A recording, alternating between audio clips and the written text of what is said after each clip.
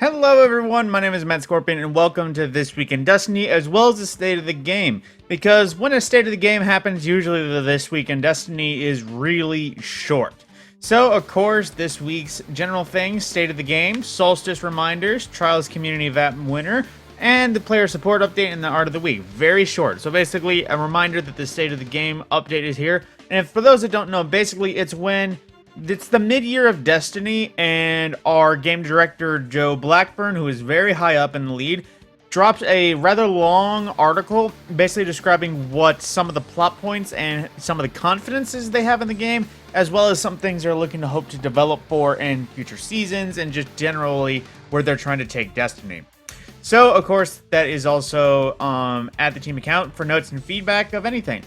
Now, of course, Solstice, the Solstice armor sets and their glow, it is going to be ending next Tuesday. Don't forget, it'll end August 8th, so for the 2022 and 2023 sets, players who have unlocked the glowing version of an armor piece will have access to non-glowing and glowing transmogs. Players who have not unlocked the glowing version will only have their non-glowing versions available to them. Players will need to individually purchase the transmog for both versions. They won't be unlocked with one purchase. Finally, the transmogs will not have a new icon, so they'll look the same as they are equipped. Now, of course, the map vote for Trials, I don't know if it's this weekend or next weekend, but basically for the vote, it is the Anomaly at over half of the votes and everything else at a 1-to-1. I can't believe that many people wanted Cathedral at Dusk. That is literally the worst map nowadays. But on to the player support report. So, basically, Solstice Armor Transmog, like we just said, beginning during Season 22, Transmog for Solstice Armor will be updated to include the non-glow versions of both the 2022 and 2023 Solstice Armor sets for players who own them. And then as well, vendor engrams. As you approach the end of the season, players should claim any unclaimed non-seasonal vendor engrams once again, because they will be cleared from the vendor at the season transition. Basically, Crucible, Vanguard, Trials, Iron Banner, if it was a thing. If you have any regular vendors who won't be disappearing at the end of a season, go ahead and grab those things because they'll be wiped out otherwise. And for the event card as well, when the Solstice concludes on August 8th, players should make sure they complete it and claim anything from the event card, because when the reset happens, it will no longer be there and no longer collectible. And for some known issues, Lord of Wolves is missing the hipfire reticle, and the Compass Rose is not visible in collections. And then, of course, there's art and movies of the week in case you want to visit, but time to get into the state of the game. Now, this is a very long-winded article. Like, I saw that Datto and Aztecross made like 40-minute videos about this. But I'm going to keep this as short and sweet as possible. Now, I'll also go to the Destiny Twitter to show up some more highlights, but I'll go through it based on what the game is. So, of course, there is addressing feedback and ritual updates, so we'll be getting new fresh weapons in next season from all the various locations, Vanguard, Crucible, Iron Banner, that sort of thing. And they wanted to talk about some PvP sets, so updating with this month some things that'll be coming through. For Season 22, we have a new Vex theme map debuting, along with the new Relic 6v6 mode and gunplay-focused checkmate modifier for multiple modes, as well as a new competitive Ascendant Division emblem, and more. Now, going on for some detail, obviously, new map, multiplex. Now, I won't get into some details, but there is a new Vex-themed Crucible map. Then checkmate, think of the way that Call of Duty, a character will die in 3 to 5 bullets, but in Halo, you'll have to use almost a full mag because of energy shields and health. Think of checkmate being Halo versus Call of Duty. There is going to be, in Crucible Labs, basically, primary gunfight is focused, and it's going to be a lot more based on skill, as opposed to how well your guns can melt somebody. All ability cooldowns will be lengthened, player health will be increased, and special ammunition must be earned via gameplay and not dropped on death. This all results in slightly longer combat encounters that reward skill and consistency. So, while let me try that again. While an Adaptive Frame Immortal will probably still, melt people, it won't be as meltable, and everyone else will still have an option, and almost all guns will be decent in a way, kind of like the way that almost all guns can melt in Momentum Control. Think of it as an antithesis.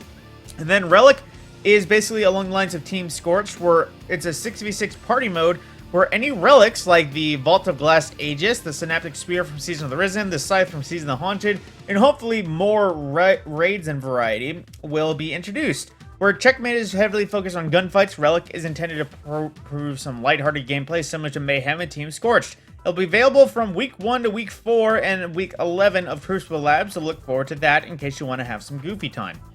And then there's also details about matchmaking improvements, basically more ways that you'll match fire team sizes that you're playing against, so hopefully we won't need to actually rely on freelance nodes. And then coming, of course, in Season 22, there will be the new Hake Aggressive Frame Strand Pulse Rifle for the competitive Division weapon reward. However, though, this time, Mercurial Overreach Adaptive Frame Arc Sniper from this season will remain available throughout Season 22.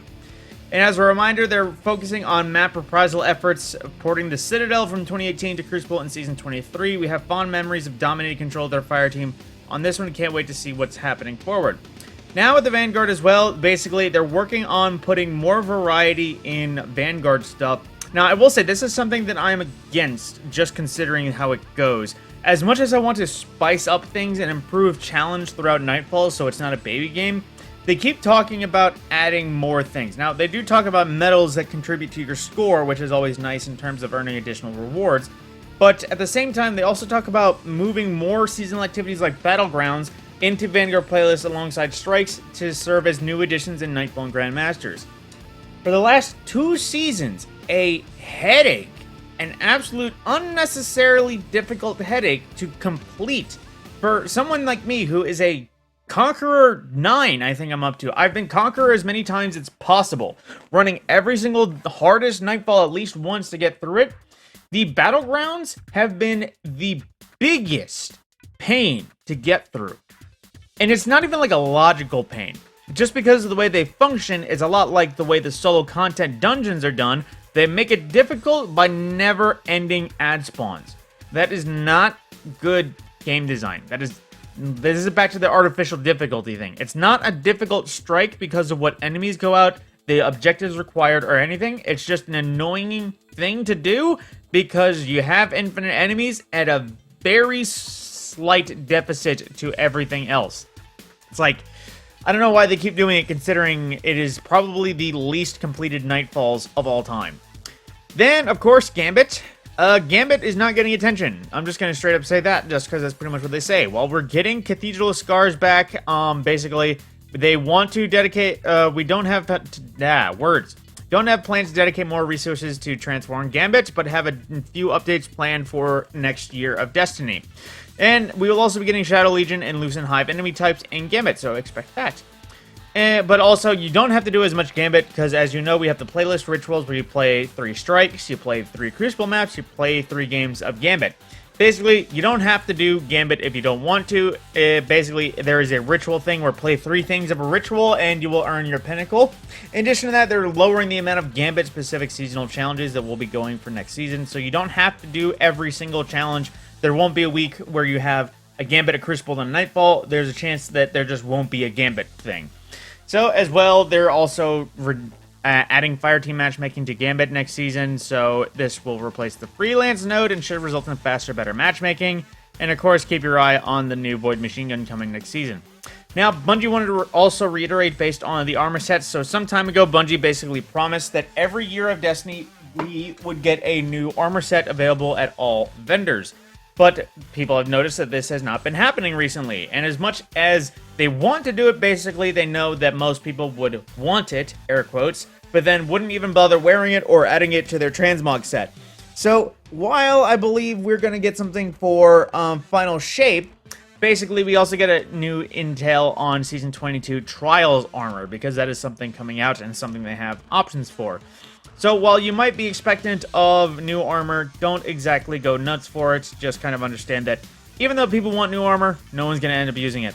I think literally this season when I made my recent Hunter look, it's the first time I ever actually used a transmog of any of the random sets from the things. And then we have more details about game security, bans, and that sort of thing.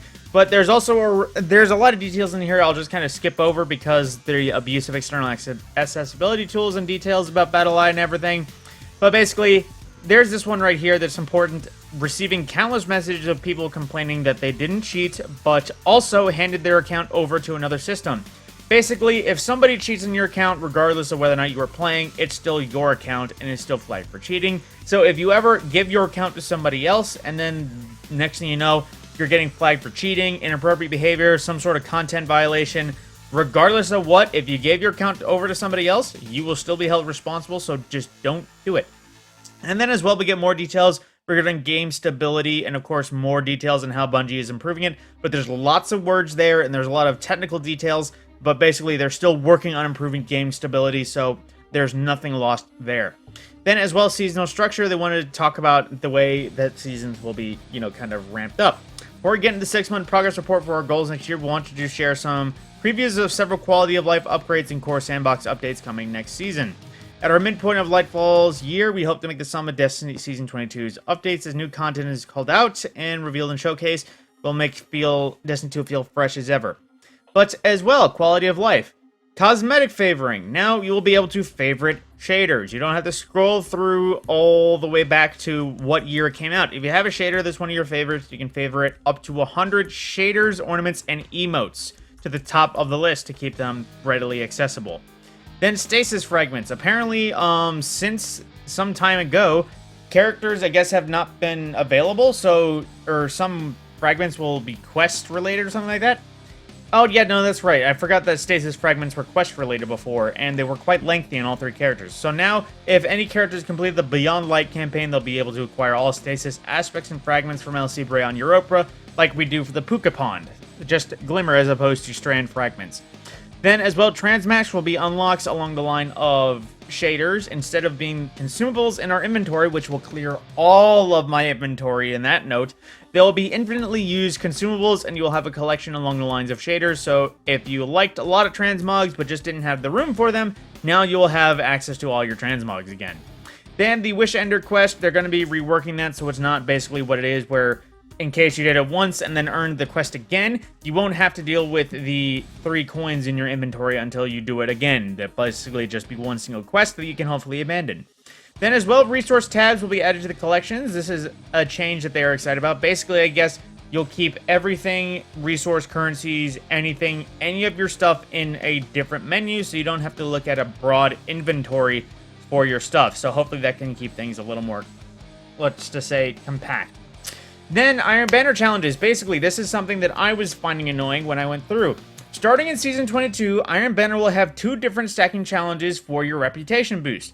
One will be for specifically players like me who just want the reputation boost from those challenges and do not want to use specific seasonal subclasses, and the other for players going after pinnacle rewards, which does require seasonal subclasses.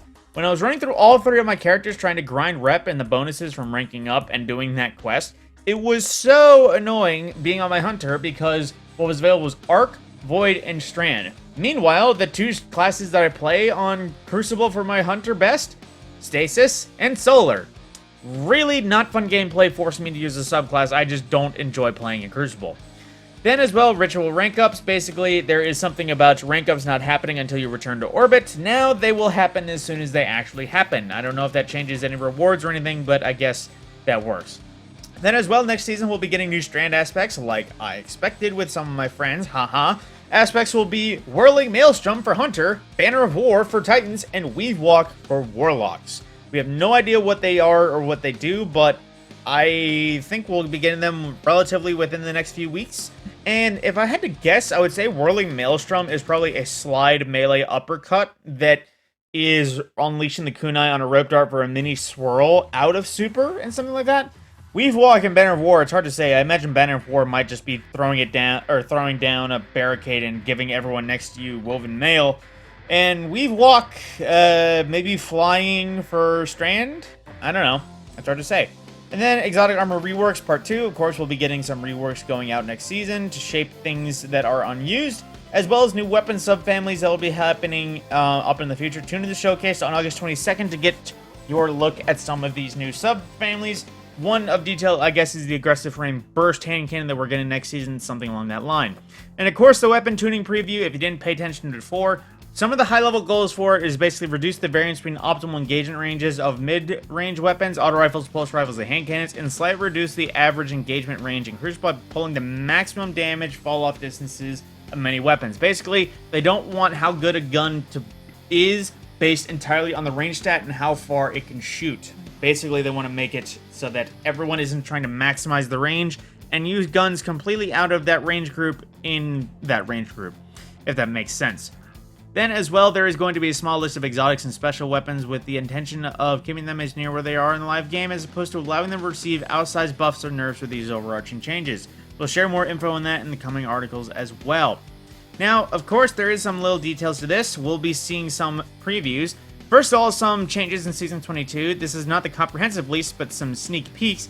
Hand cannons will see increased reload speeds in PvE, damage buffs against minors and majors. Sword full power heavy attacks will be usable without full energy. And Sword Guard will be buffed in several areas, as well as Touch of Malice getting some tweaks, as well as Bipod, Envious Assassin, and Under Over becoming much more useful in Season 22. Watch for the full breakdown later this month. And then reinforcing goals for the next season. Now, this is some stuff that's a lot of words. This is probably where a lot of the runtime comes from these videos. But pretty much this is just some stuff that people are hoping to get with the future. First of all, being expanding players' imaginations, and then bringing challenge back to Destiny, which, by the way, putting Battlegrounds in the GM is not it. That's just a pain in the ass. That's not adding Destiny. That's just adding pain. But aside from that as well, enriching the content, making sure content is fresh and good. And then as well, on the PvP front, I guess there's going to be a new work-in-progress Pathfinder UI for core ritual bounties and that sort of thing. I'm not sure what that's going to be about, but they don't tell us much. Then there's also connecting our Guardians. This is kind of one of the most important things, and that's that the Destiny LFG that most players have been wanting for is going to be coming out in Season 23, which unfortunately is the season before the final shape, so it could be too little too late, but at the same time, at that point, I guess Destiny will be its most endgame it's ever been in the last year of the Light and Dark saga, regardless of if Destiny continues full yearly updates going forward. But then again, with Marathon, I guess maybe not.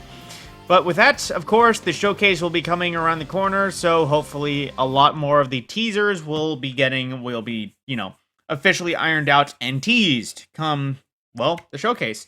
We'll finally learn some details regarding what will happen in the final shape. My name is Matt Scorpion, and thank you for watching.